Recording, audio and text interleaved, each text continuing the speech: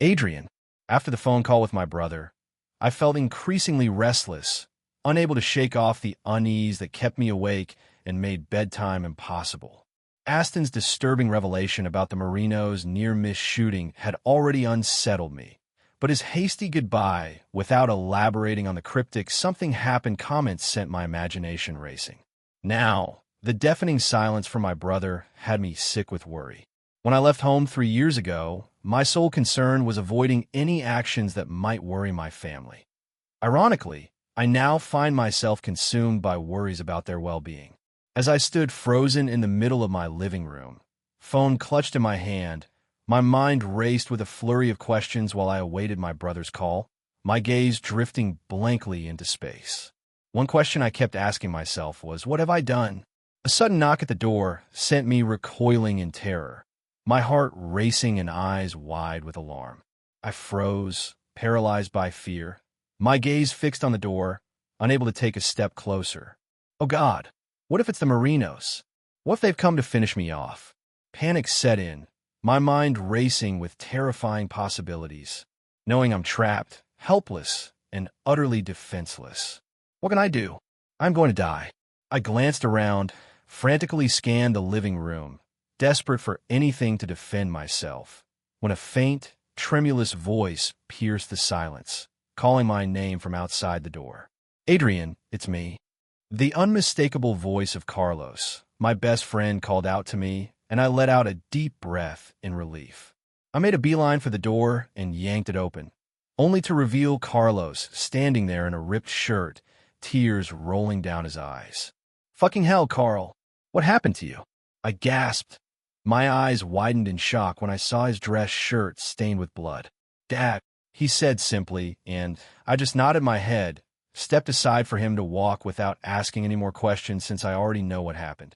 Since his father discovered his sexuality by accident, Carlos had been exploited and coerced into prostitution. His father used him as a call boy, peddling him to wealthy men for financial gain. Whenever Carlos resisted or refused, he was brutally beaten with a golf club, leaving him battered and submissive until he was unable to defy his father's demands. Have you eaten? I asked as I closed the door, walking him to the couch. Carlos winced in pain when he took his seat. I had a problem of my own, but I couldn't help the rage that was coursing through me right now. I'm not hungry, Carlos mumbled, turning his gaze to the other side, obviously avoiding my gaze. I am sorry. I swallowed hard, not knowing what else to say. I met Carlos on the night I left home, at a bar where I was drowning in my sorrow. He approached me at my lowest point, and his kindness was a beacon of hope. When the owner threatened to call the police if I didn't leave, Carlos intervened, offering me a safe haven, his home, for the night. It was thanks to Carlos's help that I landed the job at Great Fisher, and he also went above and beyond to find this apartment for me. When I discovered Carlos's heartbreaking situation with his father, I offered what little support I could, but to my surprise, he declined. Despite my concerns, Carlos refused to leave his father's house, and his silence on the matter only deepened my worry. Carlos was more than just a friend to me. He was my sole confidant, and I was his. Yet, despite our deep bond, he pushed me away whenever I tried to help. His refusal to accept my support left me feeling helpless and frustrated, relegated to watching him suffer in silence. All I could do in this moment is to watch him cry himself to sleep until he would go back home in the morning. Carlos turned around to face me. His mascara had ruined his eyes. Can you hold me? I nodded my head, leaned forward, and wrapped my arms around him as I whispered into his ear how sorry I was about his situation. I drifted off to sleep, unaware of the time. Hours later, I woke up to an empty space. Carlos was gone, but I wasn't surprised. It had become a familiar pattern. I had grown accustomed to waking up alone whenever I had him in my place. I hope he'll come to realize one day that everything that's happening to him is not his fault. I groaned out as I dragged my legs to the bathroom. I glanced at the wall clock and couldn't help but smile when I saw it was only 5:30 a.m. I had a 30-minute cushion before my shift started at Berry Hour.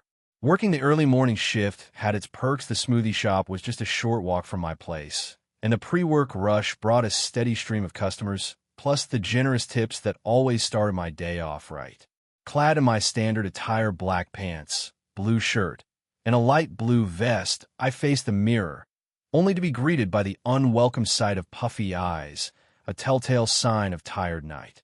I disregarded the dark circles under my eyes, anticipating the inevitable teasing from my Barry Hour colleagues. Shrugging it off, I headed to the living room, where I grabbed my phone to check for any missed calls from my brother. The screen remained blank, with no notifications. I left a voicemail for my brother, expressing my concern and asking him to call me back as soon as possible. Meanwhile, I considered reaching out to Carlos, but hesitated, knowing his habit of returning calls at his convenience. So, I opted to wait. I hope for today to pass without no hassle. I mumbled under my breath, and I was about to shove my phone in my pocket when it started buzzing. Huh, who is this? I wondered, my eyebrows arching in curiosity at the unfamiliar number flashing on my screen. I swiped right to answer and brought the phone to my ear. Hello. Giovanni Marino's deep, unmistakable voice resonated through the phone, sending a jolt through me. Boyfriend, he said, and I gasped, nearly dropping the phone. I pulled the phone away from my ear, double-checking the caller ID to ensure I was indeed receiving a call from him and not hallucinating. What the fuck? Why are you calling me? I half yelled, my heart racing crazily in my chest as I tried not to think of how he got my number. Weird way to greet your boyfriend, but it's okay. The bastard said with a chuckle, and I fucking wished I could rip that mouth off his face. With the last drop of courage in me, I grumbled out, I don't know how you get my number, but please don't ever call me again. I ended the call before he could even say another word. Grumpily, I grabbed my bag and flung it over my shoulder, grabbed the key to the front door, and walked out of my apartment. I can't afford to let this bastard ruin my morning. I hissed as I locked the door. As I turned to leave, my gaze landed on a sleek, shiny car parked across from my apartment. My eyes widened in shock as Giovanni Marino emerged from the driver's side, his chiseled features illuminated by the morning light. A self-assured smile spread across his face as he locked eyes with me, and with a deliberate flourish, he waved. Ready to leave for work? He called out, leaning against his car. My hands dropped to my sides, lifeless, while my legs trembled beneath me. What the hell? I muttered, my voice barely above a whisper.